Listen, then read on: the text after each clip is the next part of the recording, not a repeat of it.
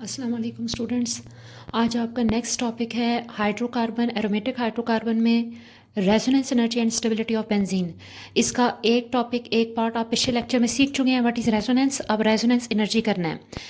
Resonance energy actually use होती है to explain the stability of benzene. Benzene is stable compound as compare to open chain unsaturated hydrocarbon. Benzene stable compound है, आप MOT में भी सीख चुके हैं और पिछले लेक्चर में भी आपने सीखा है। अगर आप इसे कंपेयर करें as compare to alkene, so benzene is more stable as compare to alkene. और ये स्टेबिलिटी जो है इसको प्रूव करना है, एक्सप्लेन करना है रेजोनेंस एनर्जी से। What is resonance energy? The resonance energy of molecule is the difference between the energy of most stable canonical form and that of actual molecule.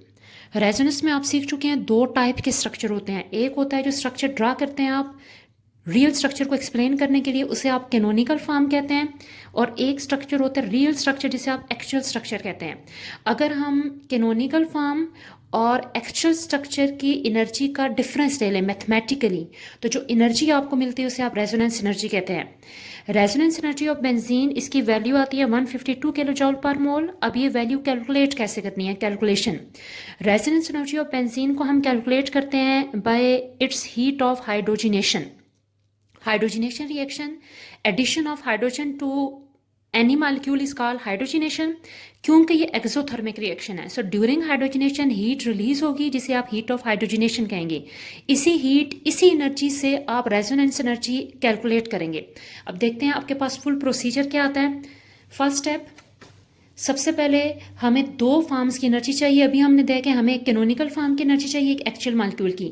जो कैनोनिकल फॉर्म है उसकी energy हम calculate करेंगे by comparing with cyclohexene. Cyclohexene से compare करके हमने calculate करनी है कैनोनिकल फॉर्म की energy.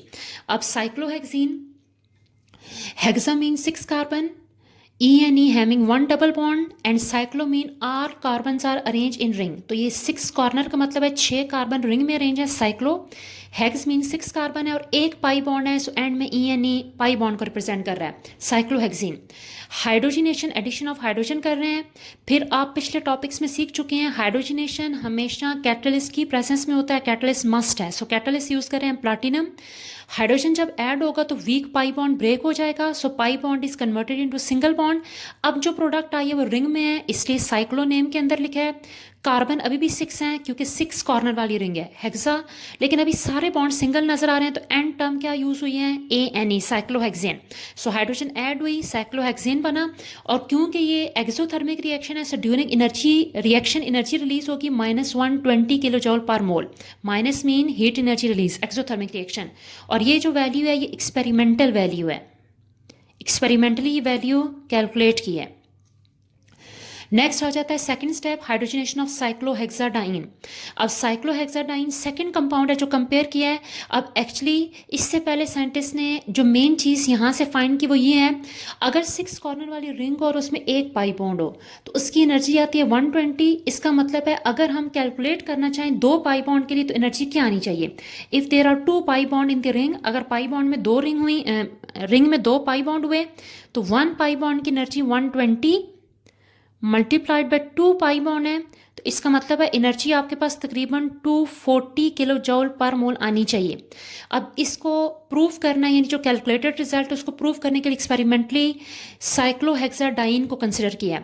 6 carbon arrange in ring साइक्लोहेक्सा और 2 पाई बॉन्ड है, सो डाइन। और अगर हम पाई बॉन्ड की पोजीशन भी लिखें तो नंबरिंग यहाँ से कर लें 1 2 3 4।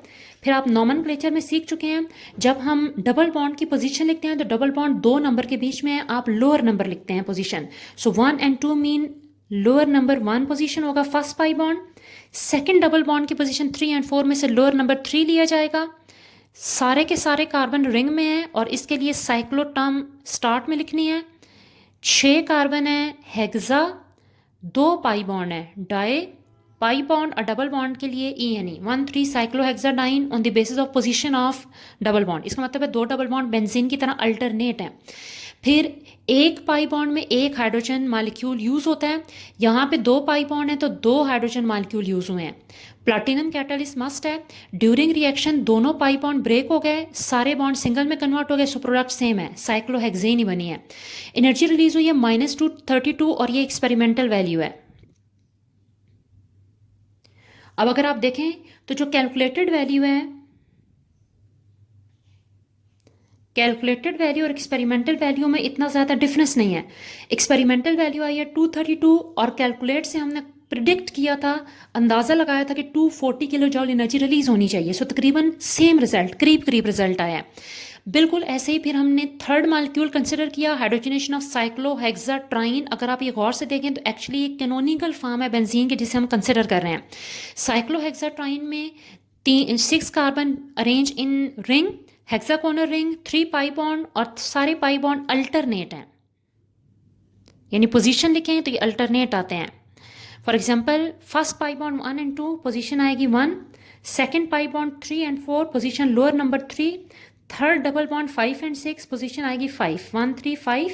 सारे कार्बन रिंग में साइक्लो लिखेंगे, 6 कार्बन है हेक्सा, 3 डबल बॉन्ड है ट्राई, डबल बॉन्ड के लिए एन टर्म होती है ENE, 1 3 5 cyclohexatriene. 1 pi bond require 1 molecule of hydrogen, 2 pi bond require 2 molecule of hydrogen और 3 पाई बॉन्ड है तो 3 मालिक्यूल हाइड्रोजन के यूज़ होंगे रिएक्शन में। Platinum as a catalyst use किया, प्रोडक्ट साइक्लोहेक्सेन ही बनेगा। अब डेल एच की वैल्यू कैलकुलेट किया, याद रखना है ये रिजल्ट हमारा कैलकुलेटेड रिजल्ट है, एक्सपेरिमेंटल नहीं है। कैलकुलेटेड रिजल्ट यानी हमने ये वाला आपके पास जो कंसेप्ट है वो अप्लाई किया है। 1 pi bond require 120, 2 pi bond require तकरीबन 240 का के करीब करीब अमाउंट है। इसका मतलब है 3 पाई बॉन्ड हुए तो एनर्जी आएगी 120 multiplied by for 3 pi bond, तो एनर्जी 360 आनी चाहिए। सो ये हमने कैलकुलेट किया है, तो ये हमारे पास एनर्जी आ गई है कैनोनिकल फॉर्म की, energy of canonical form of benzene. वो स्ट्रक्चर जो आप पेपर पे ड्रा करते हैं it is called canonical form. So क्योंकि जाहिर है हम पेपर पे ड्रा करें तो एक्सपेरिमेंटल तो आप वैल्यू नहीं कैलकुलेट कर सकते, आपने कैलकुलेटेड रिजल्ट निकालना है। सो energy of calculated canonical form जो हमारी पहली रिक्वायरमेंट वो हमें मिल गई है। अब बेंजीन की एनर्जी चाहिए, सेकंड हमें रियल स्ट्रक्चर की एनर्जी चाहिए होती है।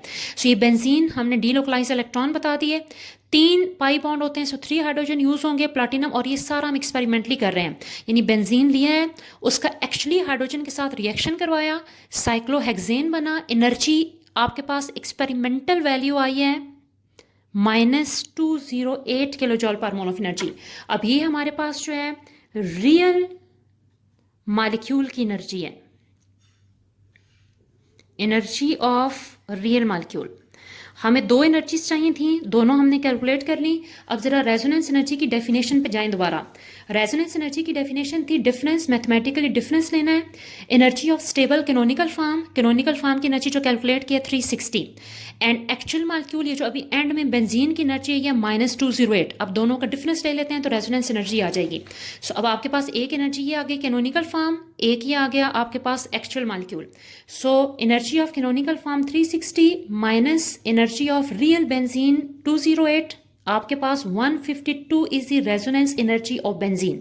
यह अब हमारे पास मैथमेटिकली प्रूव हो गया। अब इसका मतलब क्या है, कंक्लूजन क्या है इस पूरे टॉपिक की? कंक्लूजन हमारे पास ये है that real benzene is resonance stabilize by an amount of 150। Mean जो रियल वाला बेंजीन है वो कैनोनिकल फॉर्म जो पेपर पे हम स्ट्रक्चर ड्रा कर रहे हैं उससे 152 टाइम्स मोर स्टेबल है, ज़्यादा स्टेबल है। इसलिए आपके पास stability of benzene mathematically resonance energy से प्रूव करते हैं आप इस तरह से।